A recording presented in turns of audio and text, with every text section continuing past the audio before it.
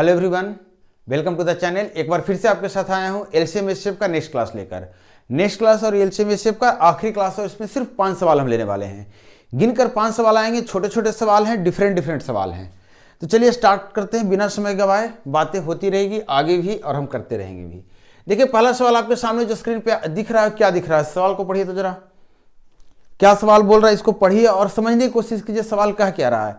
सवाल कह रहा है कि 3 संख्याएं हैं। क्या बोल रहा है? 3 संख्याएं जो एक दूसरे के प्रति सहअभाज्य हैं, मतलब तीनों संख्याएं दो का पेयर बनाते हैं तो एक दूसरे के लिए क्या है? को प्राइम नंबर्स हैं। बोल रहा है ऐसी ही पहले 2 का गुणनफल 1891 है। पहली 2 संख्या उसका गुणनफल कितना है? 1891।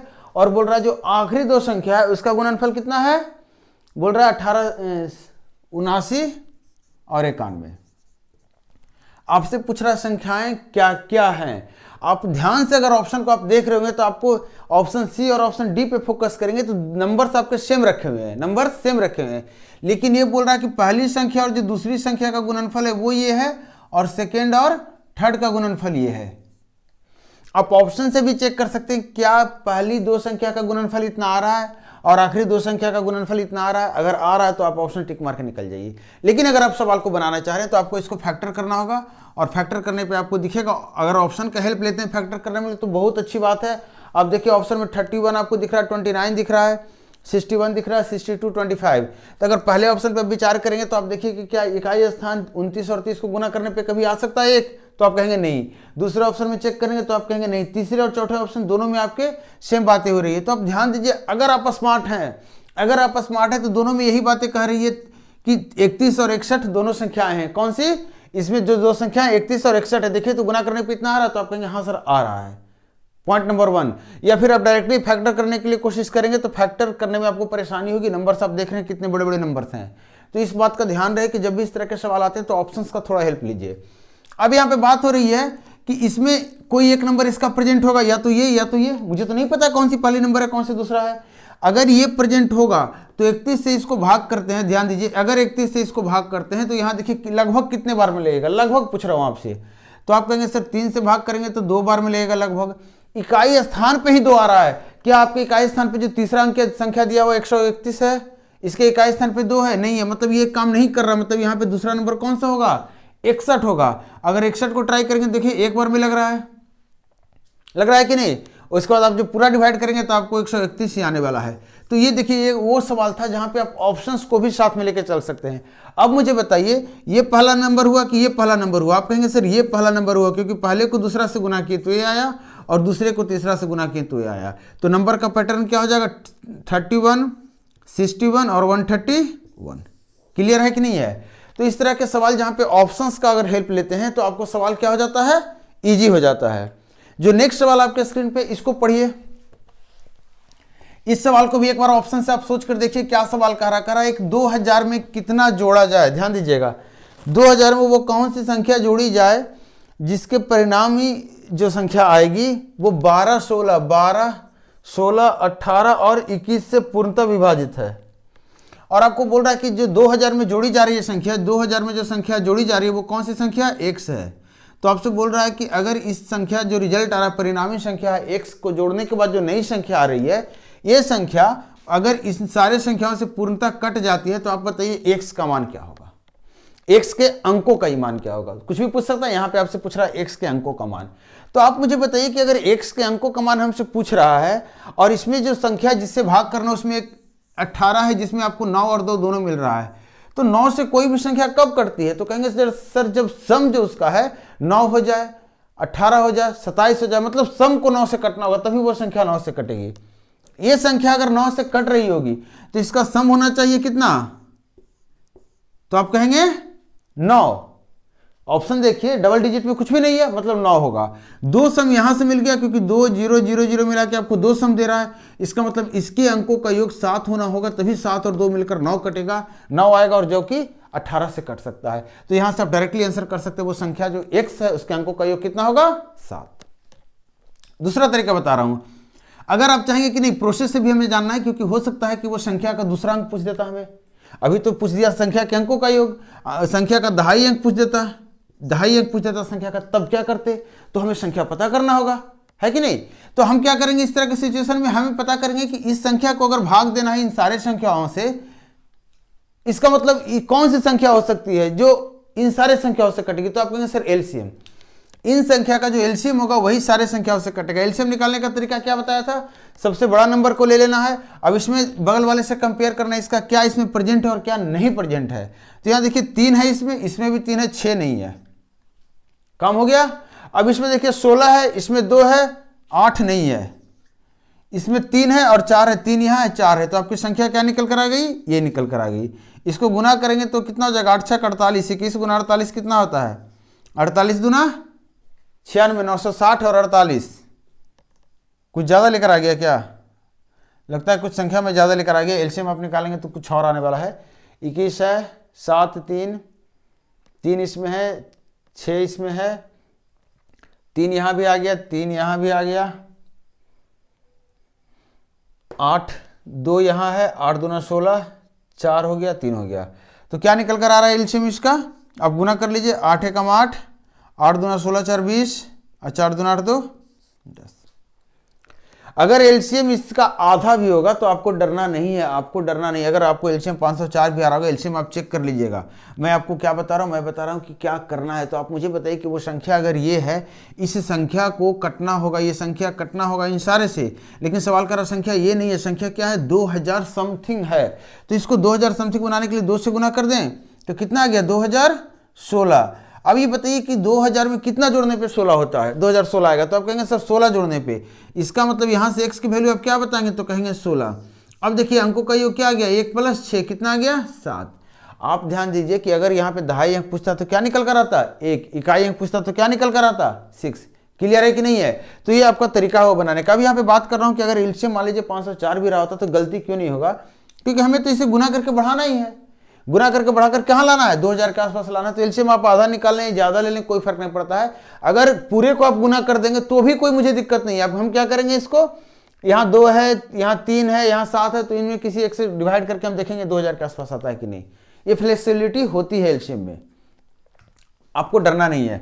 एक सवाल और आपके सामने जो है, इस सवाल को आप देखिए। सिर्फ 5 सवाल लिया हूँ, थोड़ा सा फास्ट चलूंगा। मैंने 2 लास्ट क्लास में आपको दिखाया कि क्वेश्चन को स्लो करके करने का, अब थोड़ा सा फास्ट करेंगे। करा n से सबसे बड़ा 2 अंकों की संख्या है जो 3 4 और 6 से विभाजित होने पर 1 2 और 4 शेष देता है। 3 से 4 से और 6 से विभाजित कर रहे हैं तो 1 दे रहा है शेष, 2 दे रहा है शेष और शेष कितना दे रहा है, 4 दे रहा है। संख्या किसकी बात कर रहा है, n की बात कर रहा है। अब बोल रहा है जब n को आप 5 से विभाजित करेंगे तो शेष कितना देगा, शेष कितना देगा, हमसे ये पूछ रहा है सवाल। आप मुझे बताइए कि अगर किसी भी संख्या को, ध्यान दीजिएगा, किसी भी संख्या को 3 से भाग करेंगे, 4 से भाग करेंगे, 6 से भाग करेंगे, शेष की बात हम बाद में करेंगे। अगर वो संख्या को कटनी ही होगी तो कितनी होनी चाहिए, तो कहेंगे सर इसका एलसीएम होगा जो इन सारे से कटेगा। कहेंगे कि नहीं कहेंगे, कहेंगे।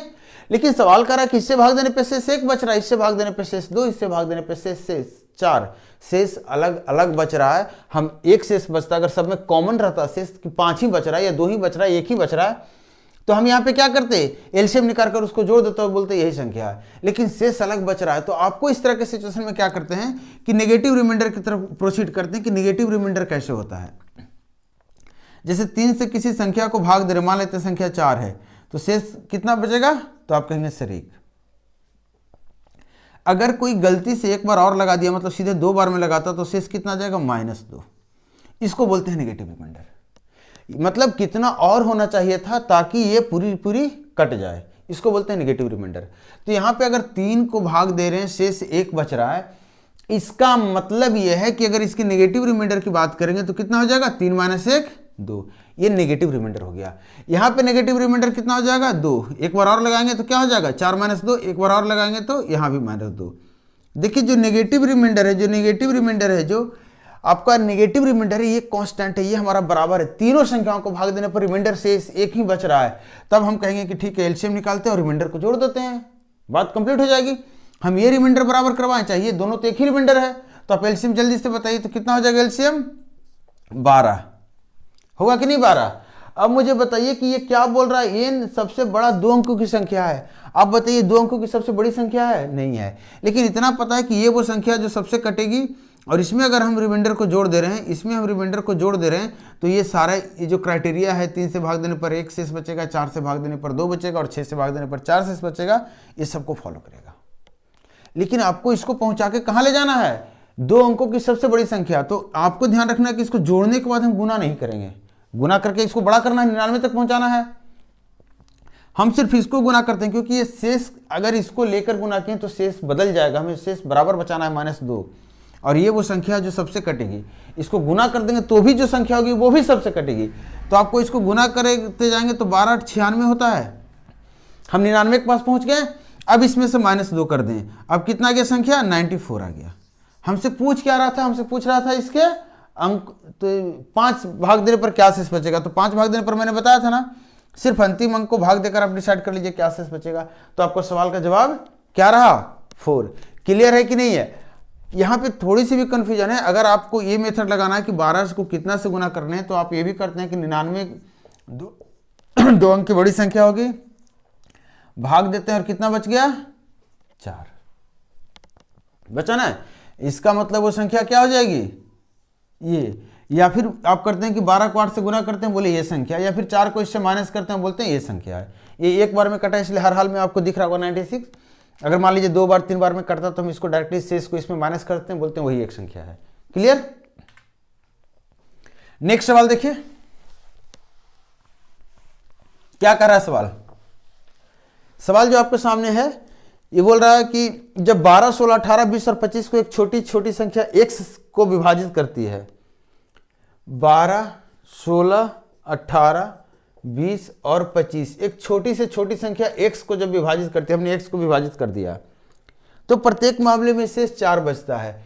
शेष कितना बच रहा है, 4। बोल रहा है लेकिन x 7 से विभाज्य है, लेकिन अगर इसी को हम 7 से भाग कर दे रहे हैं तो शेष कितना बच रहा है, कुछ नहीं बच रहा, विभाज्य है, इससे पूरी तरह से कट जाती है। तो x के 1000वें स्थान का अंक क्या है, इकाई, दहाई, सैकड़ा, इकाई, दहाई, सैकड़ा, और इसको बोलते हैं 1000वां स्थान, 1000th प्लेस। क्लियर है। इसका मतलब हमें संख्या पता करना होगा और उसके 1000वें स्थान तक पहुंचना होगा और वही हमारा जवाब होगा। तो आप मुझे बताइए कि कोई भी संख्या अगर इन सारे संख्या से कट जाएगी तो वो संख्या क्या कहलाएगी, इसका एलसीएम। क्लियर है। यहां तक एलसीएम पहचानने का ही तरीका है कि जो संख्या निकालना है वो संख्या को कटना चाहिए या उस संख्या से कटना चाहिए। अगर उस संख्या को कटना है तो वो एलसीएम होगा, और अगर इस संख्या से इन सबको कटना तो वो एचसीएफ होगा। क्लियर। अब बताइए इस कटने के बाद 4 शेष बच रहा है तो हम क्या करेंगे, 4 जोड़ देंगे, इसमें शेष 4 बच जाएगा। ध्यान दीजिएगा कि किसमें कहीं भी कुछ और बातें कह रहा है कि x कितने डिजिट का है, नहीं कह रहा है। तो चलिए अब बनाते हैं सवाल। तो इसका एलसीएम कितना हो जाएगा, सॉरी 25 ले लिया, 20 में से कितना आ गया, 5 आ गया, 4 बच गया, 4 भी ले लिया। यहां से 2 आ गया हमारा, 9 नहीं आया, 9 भी ले लेते हैं। यहां से 16 का 4 आया है, 4 एक छूट गया है, ये भी ले लिया। 12 का 3 कहीं दिख रहा है, यहां दिख रहा है, 4 यहां दिख रहा, हो गया। अब मुझे बताइए ये तो 100 हो गया हमारा, और ये कितना हो गया 36। तो 3600 वो संख्या थी जो इन सारी संख्याओं से पूरी तरह कटेगी। लेकिन शेष अगर 4 बचना है तो 4 को हमें जोड़ना पड़ेगा, मतलब x जो हमारा निकल कर आया वो क्या निकल कर आया, 3604। अब बताइए दहाई अंक, सैकड़ा अंक और 1000वां अंक क्या निकल कर आया, 3। यही हमसे पूछ रहा था ना कि 1000वां अंक क्या होगा। तो 1000वां अंक क्या होने वाला है, 3 होने वाला है। एक आखिरी सवाल ले रहा हूं, last question of this class and last question of this topic. सवाल समझिएगा, इसको सवाल समझना है, सिर्फ सवाल में कुछ नहीं है। कह रहा 3 भिन्न x, y और z ऐसे हैं कि x greater than y greater than z। x सबसे बड़ा है, उसके बाद z है और सबसे छोटा y है, उसके बाद सबसे छोटा z है। 3 संख्याएं हैं और 3 संख्याएं किस टाइप की, भिन्न हैं, फ्रैक्शंस हैं। अब बोल रहा when the smallest of them is divided by the greatest, smallest of them is divided by the greatest, क्या बोल रहा है, द रिजल्ट इज 9/16। फिर बोल रहा है when which exceeds y by 0.062। बोल रहा है ये जो रिजल्ट है ये y के वैल्यू से कितना बढ़ जाता है, 0.0625 बढ़ता है कि नहीं।